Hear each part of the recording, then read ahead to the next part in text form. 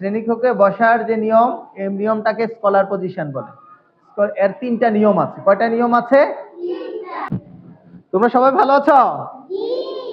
আচ্ছা, তাহলে আমরা প্রথমে রুল কল করে নিই নাকি? ওকে। তাহলে শ্রেণীকক্ষে আমরা যেভাবে বসে আছি, একজন দাঁড়াই আছি, একজনে বাঁকা হইয়া আছি, একজন লিখতেছি, তাহলে কি হবে? না।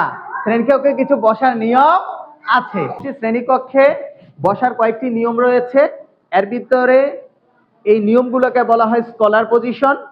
স্কলার পজিশনের 3টা নিয়ম আছে। কয়টা নিয়ম আছে? Scholar position 1, 2, 3। তাহলে আমরা আজকে স্কলার পজিশন বসার নিয়মগুলো ভালোভাবে জেনে নেব, ঠিক আছে? সবাই আমার দিকে লক্ষ্য করেন। Scholar position 1, scholar position 2, scholar position 3,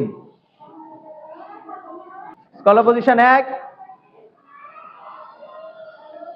scholar position 2, scholar position 3। এই 3-এ থাকবেন।